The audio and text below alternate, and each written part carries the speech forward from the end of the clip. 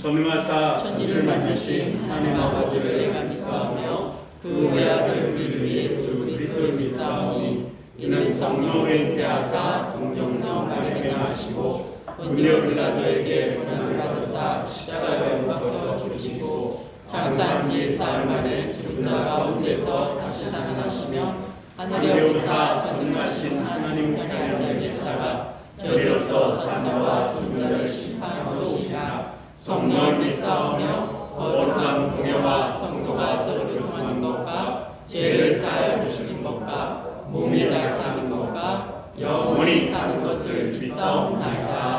아멘.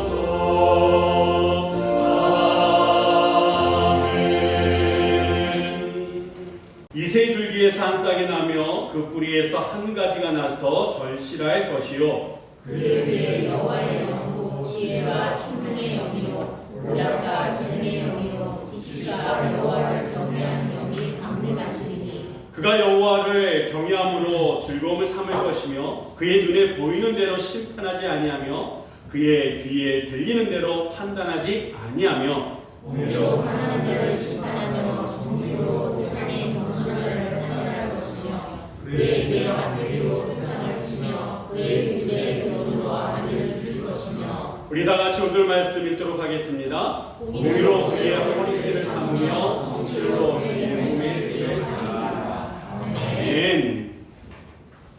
할렐루야.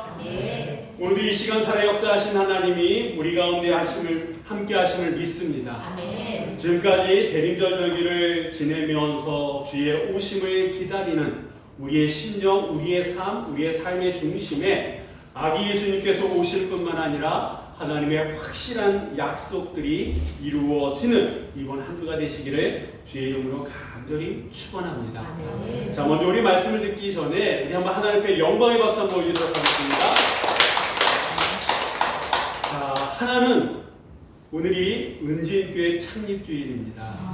하나님께서 은진교회를 세우시고 지금까지 이끌어 오셨는데 앞으로도 더 함께 해주실 줄 믿고 하나님께 영광을 돌렸고, 또 하나는 지금까지 우리의 삶을 이끌어 주신 하나님 앞에 감사하며 하나님께 영광을 돌렸습니다. 여러분, 우리의 삶은 어떻게 될지 몰라요. 오늘 아침에 저는 정말 당황했습니다. 왜 당황했냐 하면 아침 일찍 집사람과 나와서 차를 탔습니다. 그리고 시동을 거는데 시동이 걸리지 않는 거예요. 그 바쁜 시간에 시동이 걸리지 않는 거예요. 근데 제가 지금까지는 아날로그 인생을 살아가지고 무조건 차는 이게 키를 돌려가지고 돌리는 차를 탔기 때문에 어떻게 할지 모르겠더라고요. 예전에는 이렇게 돌려서 좀 기다리면 이거 아는데 이 버튼식을 몰라가지고 한참 이거 어떻게 될지 몰라 결국 어떻게 했습니까? 그렇죠. 구원의 전화를 했죠. 그런데 한 20분 있다가 그 기사분이 오셔가지고 구원해 주셨습니다. 그래서 오늘 이렇게 올 수 있었지. 그렇지 않았으면 전혀 생각지 못했거든요. 물론 춥지만 그래도 차가 그나마 한 4, 5년 된 차니까 멀쩡하겠지 했는데 그게 아니더라고요. 그러니까 여러분 우리 생각할 때는 괜찮겠지 했는데 그게 아닌 경우가 얼마나 많습니까? 지난 한 주간 돌아보면 정말 순간순간 하나님이 지켜주시지 않았으면 이 자리에 없을 그런 분들이 저를 포함해서 있을 수 있다라고 합니다. 그런데 하나님께서 교회를 세워주셨고 하나님께서 우리를 지켜주셨기에 오늘 이 시간 우리가 마음과 뜻과 정성을 모아서 예배드리는 거 아니겠습니까? 그래서 우리는 먼저 하나님 앞에 감사해야 될 줄 믿습니다.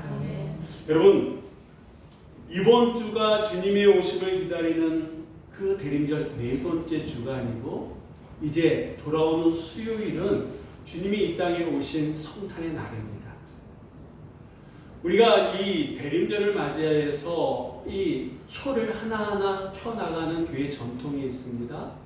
여러분 은기교회 주보에 보면 초 그림 사진도 있고 그래서 제가 이 앞에 이 초와 관련된 사진을 하나 준비를 했는데요. 이 사진에 보면 잘 안 보이실 것 같은데 눈 좋으신 분들은 보이실 겁니다. 초 하나하나의 의미가 있다라고 하는 거예요. 소망이 담긴 초가 있고 평화가 담긴 초가 있고 기쁨의 초가 있고 그 다음에 사랑의 초가 있고 가운데 보면 하얀색의 초가 있지 않습니까? 이 하얀색의 초의 의미는 만남이라 그래요. 다시 얘기하면 여러분 이 초에 담긴 의미는 예수님께서 이 땅에 계실 때 어떻게 살으셨는지를 그대로 이 초의 의미가 예수님의 생애에 녹아져 있습니다. 다시 말씀드리면 이 땅의 교회가 이러한 메시지를 전하며 이러한 역할을 해야 될 뿐만 아니라 우리 성도들이 일상의 삶 속에서 이런 메시지를 전해야 된다라고 하는 거예요. 그리고 예수님을 만났을 때에 만난 그곳에 소망이 있고 평화가 있고 기쁨이 있고 사랑이 있다라고 하는 거예요. 바라기는 은진교회와 온누리교회가 만났습니다. 우리가 서로 만났습니다. 그리고 주님의 오심을 만날 겁니다. 우리의 삶을 통해서 소망이 넘치고 평화가 넘치고 기쁨이 넘치고 사랑이 넘치는 교회와 성도가 될 줄 믿습니다. 오늘 우리가 읽은 이 본문 이사야서 11장의 이 말씀은요. 이 남유다의 불의한 왕인 아하스의 통치 그 시절을 배경으로 합니다. 제가 방금 이 아하스를 설명할 때 불의한 왕이다 라고 말씀을 드렸습니다. 이 왕 하나로 인해서 이스라엘 백성들은요 여러 가지 고통을 겪을 수밖에 없었다라고 하는 거예요. 여러분 지도자 한 사람이 얼마나 중요한지 우리는 지금 현실 속에서 겪고 있지 않습니까? 예나 지금이나 어떤 지도자를 세우냐에 따라서 이 백성들 국민들의 현실은 달라질 수 있다라고 하는 거예요. 불의한 왕으로 말미암아 이스라엘 백성들은 힘듦과 어려움의 현실을 겪고 있습니다.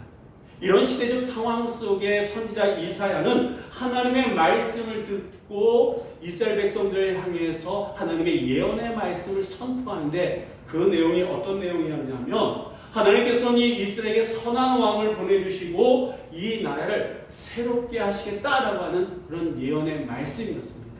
이 예언의 말씀은 당시 이스라엘 백성들에게 소망의 메시지인 동시에 이 예언의 말씀은 또 한 가지 의미가 담겨져 있었는데 바로 메시아에 대한 예언의 말씀이었다라고 하는 거예요. 그렇다 그러면 이 이사야서 11장에 담겨져 있는 이 메시아와 관련된 예언의 말씀의 의미가 무엇이었느냐? 우리 한번 1절의 말씀 우리 한번 다 같이 읽어보도록 하겠습니다.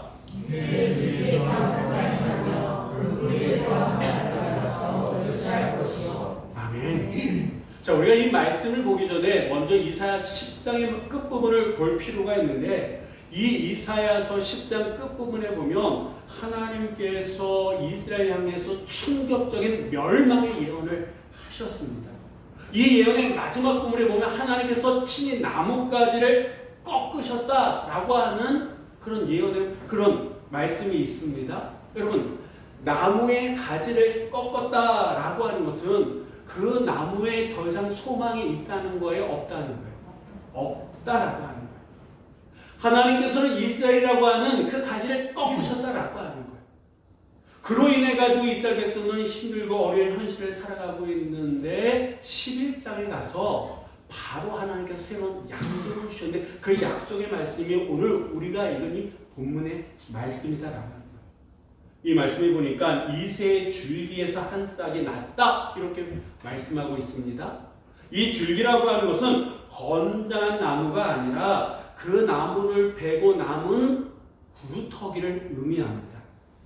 여러분, 그러니까 구루터기만 남아있는 그 나무는 죽은 나무입니까? 살아있는 나무입니까? 죽었습니까? 아니죠. 구루터기만 남아있다라고 하는 것은 그 나무 자체는 아직 죽지는 않았어요. 그런데 살아는 있으나 거의 죽은 나무다라고 하는 거예요. 왜? 더 이상 아무것도 할 수 없기 때문에 그렇습니다.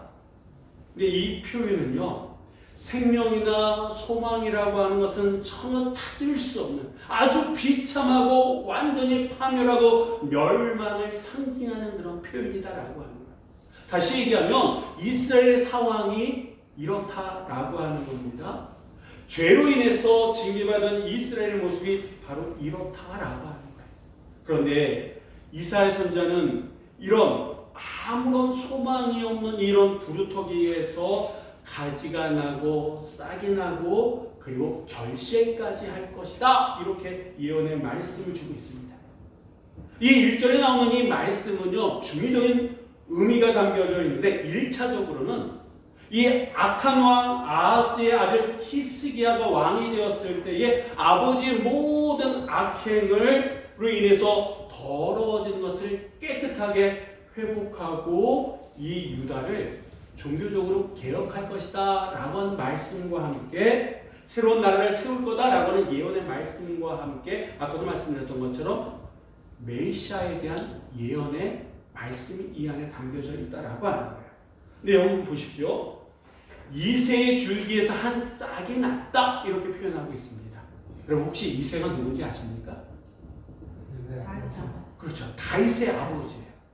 다윗은 누구나 다 알고 있는 사람입니다. 이스라엘 백성들에게 있어서는 위대한 왕이에요. 그리고 이 다윗은요, 영어로는 데빗 이렇게 표현하는데 교회 다니는 신앙생활하는 사람이나 그렇지 않는 사람도 들어본 그런 이름입니다. 반면에 그의 아버지 이새라고 하는 이 사람은 어떤 사람이냐 하면 베들레헴이라고 하는 곳에서 베들레헴의 작은 시골에서 이름 없이 그냥 양을 치는 목자였다라고 하는 거예요. 그렇다 그러면 성경의 말씀이라 그러면 다윗의 줄기에서 한 싹이 나며 이렇게 하면 누구나 다 알 수 있다라고 하는 거예요. 근데 성경은요 다윗이라고 하는 이름 대신 이새라고 하는 이름을 여기에 딱 넣었다라고 해요. 이새의 줄기에서 한 싹이 나며 이새의 뿌리에서 한 가지가 나서 결실할 것이다 이렇게 말씀하고 있다라고 해요. 그렇다 그러면 왜 성경은 다윗이 아니라 그의 아버지 이름도 알려지지 않은 그의 아버지 이새의 이름을 이렇게 기록하고 있느냐라고 하는 겁니다. 그런 의문이 우리 안에 들 수 있다라고 하는 거예요. 그 안에는 분명한 뜻이 있다라고 해요. 의미가 있다라고 하는 거예요. 왜냐하면 다윗이 아닌 이름 없는 목자 이새의 줄기에서 메시아가 태어날 거다라고 하는 이 예언의 말씀은 이제 훗날에 몇백 년이 지난 훗날에 예수님께서 이 땅에 태어나셨을 때 그 첫 번째 성탄을 한번 기억해 보시기 바랍니다. 그 첫 번째 성탄에 예수님께서 메시아가 이 땅에 오셨는데 사람들은 그 메시아의 오심을 알아봤습니까? 못 알아봤습니까? 못 알아. 소수의 사람만이 그 예수님의 메시아의 탄생을 경배했다라고 합니다. 다시 말씀드리면 이세 줄기에서 났다라고 하는 것은 나중에 메시아가 온다 할지라도, 예수님이 직접 메시아로 온다 할지라도 사람들이 알아본다, 못 알아본다, 못 알아본다라고 하는 건 예언의 말씀이었고, 첫 번째 성탄은 이 말씀대로 그대로 이루어졌다라고 하는 거예요. 분명히 메시아로 이스라엘 사람들이 대망하고 있었던 메시아가 태어났음에도 불구하고 그 메시아를 알아보고 경배한 사람은 소수에 불과했다라고 하는 거예요. 네, 여러분, 우리는 이 이사야 선지자의 예언의 말씀이 그대로 이루어진 것에 대해서 감사해야 됩니다. 왜냐하면 이사야가 예언한 것처럼 비천한 이새 줄기에서 난 싹, 그 뿌리에서 자란 가지이신 예수 그리스도께서 희생양이 되심으로 말미암아 결국 구원의 결실을 맺으셨잖아요. 그리고 그 구원의 결실을 맺었다, 그분이 우리의 구세주다라고 믿는 우리에게는 어떤 생명의 선물이 주어졌습니까? 구원의 생명이 주어진 거 아니겠습니까? 그러니까 결국 이세 줄기에서 나신 예수 그리스도로 말미암아 우리는 구원받은 하나님의 자녀가 됐다라고 합니다. 우리의 어떤 공로, 우리의 노고가 아니라 전적인 하나님의 은혜로 우리는 구원받았다라고 하는 거예요. 우리가 받은 구원은 이런 놀라운 비밀이 숨겨져 있습니다. 이 비밀을 아는 자들에게는 그 가치를 알기에 예수를 나의 구세주로 고백하지만, 이 비밀을 알지 못하는 자들은 여전히 예수는 4대 성인 가운데의 한 사람이고 기독교인들이 만들어낸 허구다라고 얘기하는 사람들도 있다라고 하는 거예요. 근데 우리는 어떻습니까? 그 이세 줄기에서 난, 그래서 결실을 맺은 그분으로 말미암아 구원받은 하나님의 백성이요, 하나님의 자녀이기 때문에 우리는 감사해야 될 줄 믿습니다. 이스라엘 백성들이 죄악에 빠졌을 때 하나님은 심판을 말씀하셨습니다. 그러나 그 심판의 와중에도 절망 가운데에서도 변하지 않는 것이 있는데 바로 하나님의 사랑이었다라고 합니다. 심판하고 싶은 마음이 있었지만 모든 것을 심판하는 것이 아니라 소망의 길을 열어주셨는데, 그것이 바로 오늘 우리에게 주신 메시지, 이세 줄기에서 한 가지가 나고 싹이 나서 결실할 것이다 라고 하는 이 메시지. 하나님께서 늘 우리의 삶 속에 희망과 소망의 문을 열어놓고 있음을 믿으시기 바랍니다. 지금 우리가 살아가고 있는 이 세상에 아무리 힘들고 사방이 막혀져 있다 할지라도, 우리가 지금 듣고 보는 것이 우리의 마음을 낙담시킨다 할지라도 하나님의 뜻 가운데는 반드시 문을 열어놓고 있는데 소망의 문이 열려있다라고 하는 거예요. 이 소망의 문은 하나님의 말씀을 믿는 자들이 볼 수 있다라고 하는 거예요. 예수 그리스도가 우리의 구세주이심을 믿고 고백하는 자들이 볼 수 있고 알 수 있는 그 소망의 문이 우리에게 열려 있다라고 하는 거예요. 아무리 세상이 힘들고 어렵다 할지라도, 절망의 상황이라 할지라도 하나님의 사랑은 여전히 우리에게 열려 있음을 여러분 믿으시기 바랍니다. 하나님의 약속대로 주님은 이세 줄기에서 한 싹이 되어서 이 땅에 오셨습니다. 그리고 그 주님께서는 승천하시면서 다시 오실 것을 약속하셨다는 거예요. 그렇기 때문에 왜 우리가 주님의 오심을 기다려야 되는지 다시 한번 알 수 있는 거 아니겠습니까? 주님의 오심은 우리를 향한 하나님의 사랑의 증거인 줄 믿으시기 바랍니다. 어떤 역경이나 시련 속에서도 새 소망의 길이 있음을 보여주는 증표임을 믿으시기 바랍니다. 그래서 우리는 주님의 오심을 기다려야 될 줄 믿습니다. 자, 계속해서 말씀을 보시겠습니다. 2절 말씀 우리 한번 다 같이 읽어보도록 하겠습니다. 그를 위해 여호와의 영, 곧 지혜와 총명의 영이요 오략과 재능의 영이요 지식과 여호와를 경외하는 영이 강림하시니. 아멘. 선지자는 메시아 즉 주님께 여호와의 영, 이 말씀에 보니까 지혜, 총명, 모략, 재능, 지식, 여호와를 경외하는 영이 강림하실 것을 예언하고 있습니다. 여러분, 이 여호와 영은 한마디로 하면 뭡니까? 우리가 잘 알고 있는 성령이다라고 하는 거예요. 그러니까 이 주님께 성령이 임하신다, 부어주신다, 이런 뜻 아니겠습니까? 네, 보십시오. 성령께서 부어주시는 지혜, 총명, 모략, 재능, 지식, 이 모든 은사는 그 은사를 체험하는 사람들이 뭘 하게끔 하기 위해서 이런 각종의 은사를 부어주시느냐. 이 2절 말씀에서 우리들에게 주시는 교훈은 여호와 하나님을 바르게 어떻게 하라고요? 경외하도록 하기 위해서. 하나님께서 우리에게 각종 은사를 성령을 통해서 주시는 이유는 우리로 하여금 하나님을 어떻게 하라고요? 바르게 경외하게끔 하기 위해서 이런 은혜를 허락하신다라고 합니다.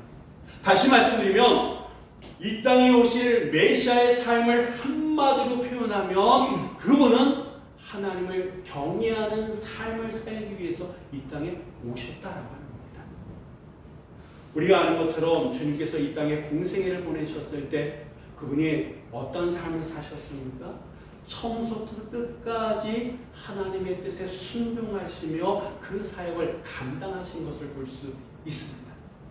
그래서 하나님께서도 그 아들 예수님을 가리켜서 내 사랑하는 아들이요 내 기뻐하는 자다 라고 말씀하지 않으셨습니까? 심지어 이 예수님께서는 그 십자가의 처절한 고통 속에서도 마지막까지 하나님의 뜻을 물으셨잖아요. 어떻게 해야 되는지 물으셨잖아요. 그리고 마지막까지 하나님의 뜻에 순종하면서 다 이루었도다 말씀하시고 이 땅에서의 생을 마감하지 않으셨습니까? 예수님은 늘 어떤 일을 하기 전에 하나님의 뜻을 물으셨고 그리고 하나님의 그 뜻에 끝까지 순종하셨다라고 합니다. 끝까지 하나님을 경외하셨다라고 하는 거예요. 예수님은 하나님을 경외하기 위해서 이 땅에 오신 분이십니다. 그렇다 그러면 예수 그리스도를 믿고 구원받은 예수님의 삶을 본받기 원한 우리의 삶 또한 어떻게 됩니까? 하나님을 경외하는 삶을 살아야 될 줄 믿습니다. 이 하나님을 경외한다. 그리고 이 2절의 이 말씀은요, 다른 말로 표현하면 성령 충만할 때 우리의 삶의 모습이 어떻게 되어져야 되느냐라고 하는 것까지 말씀해 주고 있습니다. 여러분, 그렇다 그러면 우리가 성령이 우리에게 임하고 우리가 성령 충만할 때 우리 안에 어떤 근본적인 변화가 일어날 수 있느냐? 무엇보다도 중심이 이동된다라고 합니다. 우리의 삶의 우선순위가 가치가 바뀐다라고 하는 겁니다. 다시 말씀드리면 이전까지는 내 중심의 삶을 살았어요. 내가 하고 싶고 내가 가고 싶고 내가 먹고 싶고 내가 마시고 싶고 무조건 나예요. 내가 좋아하니까 하는 거예요. 내가 할 수 있으니까 하는 거예요. 내가 할 만하니까 하는 거예요. 근데 성령이 나에게 임하시고 성령 충만함이 우리에게 주어지면 그때서부터는 중심이 달라지는 거예요. 가치가 달라지는 거예요. 가치의 기준이 바뀌는 거예요. 우선순위가 달라지는 거예요. 왜? 성령은 하나님을 경외하도록 하나님께서 우리에게 부어주시는, 보내주시는 영이십니다. 그러니까 성령이 우리에게 임하면 우리의 삶이 하나님을 경외하게 되니까 중심이 나에서 누구로 바뀌는 거예요? 하나님. 가치의 기준이 내가 좋아했던 것에서 하나님이 기뻐하시는 가치로 바뀐다라고 합니다. 이전에는 손해보지 않으렸던 내가 그것이 하나님의 뜻이라 그러면 손해볼 수 있는 담대한 믿음이 주어진다라고 하는 거예요. 여러분, 성령은 우리에게 하나님을 경외하도록 우리의 삶을 이끌어 가신다라고 합니다. 그렇기 때문에 우리가 일상의 삶 속에서 내가 어떤 행동을 하기 이전에 어떤 상황 속에서 내가 어떻게 해야 될까라고 생각하기 이전에 나에게 그리고 그 상황 속에서 먼저 내가 물어야 될 것은 예수님이라면 어떻게 하셨을까? 이 상황 속에서 예수님이라면 과연 어떻게 하셨을까? 내가 화를 내는 것이 예수님의 뜻이라면 화를 내죠. 그러나 그게 아니라 화를 내는 게 아니라 이 상황 속에서 어떤 메시지를 전하는 게 예수님의 뜻이라 그러면 내 감정을 누그러뜨리고 그 메시지를 전할 줄 아는 것, 이게 하나님의 뜻이요 그 상황 속에서 여호와 하나님을 경외하는 우리의 모습이다라고 합니다. 여러분, 이번 한 주간 한번 어떤 상황이든 한번 먼저 예수님이라면 어떻게 하셨을까 묻고 그 주어진 답을 가지고 한번 행동해 보시기 바랍니다. 왜냐하면 지금 우리에게 필요한 것은 속도보다는 정확한 방향이기 때문에 그렇습니다. 감정에 따라서 기분에 따라서 우욱하는 것 때문에 먼저 행동하다 보면 더 큰 낭패를 봐오지 않았습니까? 그러나 그 상황 속에서 예수님이라면 물론 그 순간이 지나갈 수도 있습니다. 사람들에게 조롱을 받을 수도 있습니다. 그러나 더 중요한 것은 예수님이라면 내가 일상의 삶 속에서 하나님을 경외하는 것이 내 삶 속에서 중요하다 그러면 예수님이라면 어떻게 하셨을까? 묻고 행동할 때 그곳에 하나님의 뜻이 이루어지게 될 줄 믿습니다. 우리가 보통 하나님을 경외한다라고 했을 때에 드는 생각이 너무 막연하다, 추상적이다 이런 생각이 들 수도 있습니다만 오늘 이 본문의 말씀에 보니까 이 하나님을 경외한다라고 하는 것이 결코 막연하거나 추상적이지 않고 오히려 구체적이고 실제적이다라고 하는 것을 알 수 있는데 우리 한번 3절의 말씀을 한번 다 같이 읽어보도록 하겠습니다. 그가 여호와를 경외함으로 즐거운 삶을 것이며 그의 눈에 보이는 대로 심판하지 아니하며 그에게 들리는 대로 판단하지 아니하며. 아멘. 자, 이 말씀을 보니까 그가 여호와를 경외함으로 즐거움을 삼을 것이며, 그러니까 성령이 우리에게 임할 때에 우리가 여호와를 경외하는 삶이 즐거움으로 바뀐다라고 하는 거예요. 그렇지 않을 것 같은데 직접 체험해 보면 여호와를 경외하는 게 우리의 즐거움이 될 수 있다라고 합니다. 이런 경험들이 우리는 다 가지고 있습니다. 여러분 정말 신나게 믿음 생활하고 신앙 생활했을 때에 어땠습니까? 예전에는 속해 밤 늦게 모여서 같이 식사하고 말씀 나누고 처리하면서도 피곤한지 몰랐잖아요. 그럴 때가 있지 않았습니까? 예배 드리면 드릴수록 더 기쁨이 있고 예배를 더 사모하는 모습들이 있었잖아요. 그러니까 여호와를 경외함이 즐거움이 된다라고 합니다. 그러면서 또 뭐라고 말씀하고 있습니까? 그의 눈에 보이는 대로 심판하지 아니하며 그의 귀에 들리는 대로 판단하지 아니하며 이렇게 성경은 말씀하고 있습니다. 이 말씀을 우리식으로 해석하면 어떻게 해석할 수 있느냐? 사람을 외모로 판단하지 않는다라고 합니다. 하나님을 경외한다라고 하는 것은 우리가 일상의 삶 속에서 어떤 모습으로 나타날 수 있느냐? 사람을 외모로 판단하지 않는 모습으로 나타날 수 있어야 되고 나타나야 된다라고 하는 그런 말씀입니다. 그럼 만약에 예수님께서 이 땅에 사시면서 정말 하나님을 경외하는 삶을 살으셨는데 만약에 그 예수님께서 사람을 외모로 판단하셨다라고 한다 그러면 그 사역 처음서부터 달랐을 겁니다.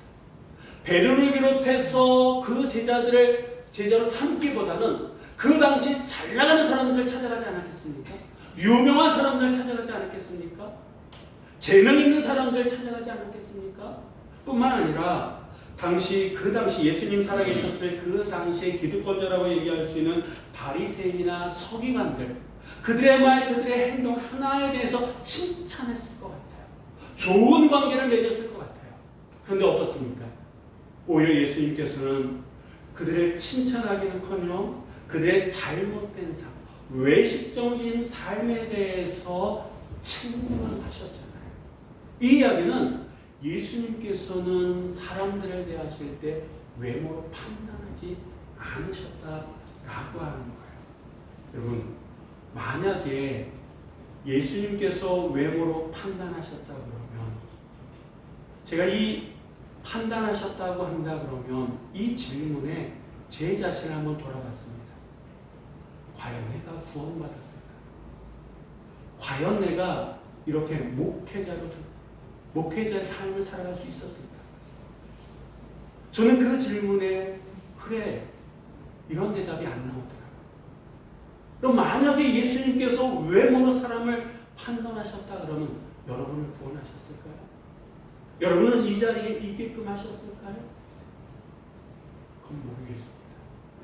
네, 주님께서는 사람을 외모로 판단하지 않으셨고, 그래서 그 십자가에서 물값이 다 흘리시면서 우리를 구원해 주셨다라고 하는 겁니다. 하나님을 경외하는 삶을 살기 원하십니까? 쉽지는 않지만 사람을 외모로 판단하지 마시기 바랍니다. 시간은 걸리겠지만 나부터 예수 그리스도께서 외모로 판단하지 않고 나를 구원하신 나부터 사람들을 외모로 판단하지 않는다 그러면 결국 나도 누군가에게 나의 외모로 판단받지 않는 그 날이 우리의 현실이 되지 않겠습니까? 시간이 걸리지만 오늘 이 순간부터라도 내가 여호와 하나님을 경외하는 삶을 살기를 결단하고, 그리고 내가 사람을 외모로 판단하지 않는다라고 하는 삶의 실천이 내 삶에서부터 주어진다 그러면 이 모습은 예루살렘에서 유다로 사마리아로 땅끝까지 그대로 언젠가는 전해지지 않겠습니까? 그리고 그 시간이 되어졌을 때에 그곳에 하나님을 경외하는, 나를 비롯해서 우리 모두가 하나님을 경외하는 삶의 모습들이 이루어지게 될 줄 믿습니다.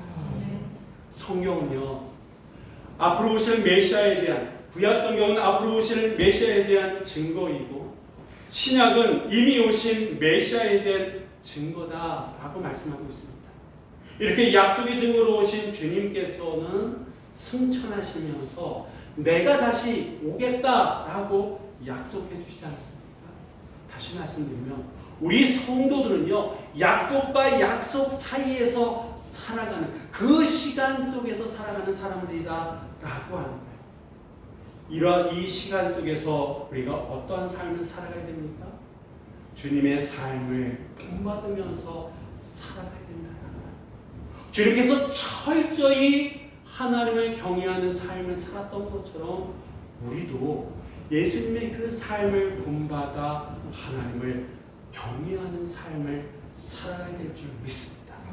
하나님을 경외하는 삶의 모습은 그 순간순간 예수님이라면 어떻게 하셨을까? 그리고 사람을 외모로 판단하거나 취하지 아니하는 그런 모습이다라고 합니다. 그 자체로 존중하고 받아들이는 모습이다라고 하는 거예요. 그럴 때에 그 속에 소망이 있는 줄 믿습니다. 그럴 때 평화가 있게 되는 줄 믿습니다. 그럴 때 기쁨이 있게 될 줄 믿습니다. 그곳에 사랑이 있게 되는 것이고, 그것이 바로 교회예요. 그것이 바로 성도가 되어지게 될 줄 믿습니다. 이제 주님께서는 곧 오십니다. 그 주님이 오시는 그날까지 하나님을 경외하는 삶을 살아가는 여러분 모두가 되시기를 주의 이름으로 간절히 축원합니다. 기도하시겠습니다. 하나님 감사합니다. 부족하고 연약한 저희들을 사랑하셔서 이 시간 이렇게 주의 전으로 불러 모으시고 예배로 하나님 앞에 나아가게 하심을 감사드립니다. 주님께서 하나님을 경외하는 삶을 살았던 것처럼 저희 또한 주님을 본받으며 하나님을 경외하는 삶, 예수님이라면 어떻게 하셨을까? 그리고 외모로 사람을 취하지 아니하는 삶을 살아가는 저희 모두가 되게 하여 주옵소서. 주의 말씀을 다시 한번 우리 마음에 새기게 하시고 그 말씀의 은혜로 한 주간을 살아가는 저희 모두가 되길 간절히 바라오며 우리 주 예수 그리스도의 이름으로 기도드립니다. 아멘.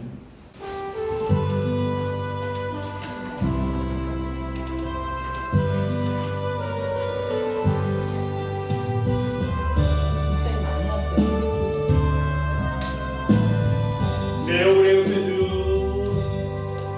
내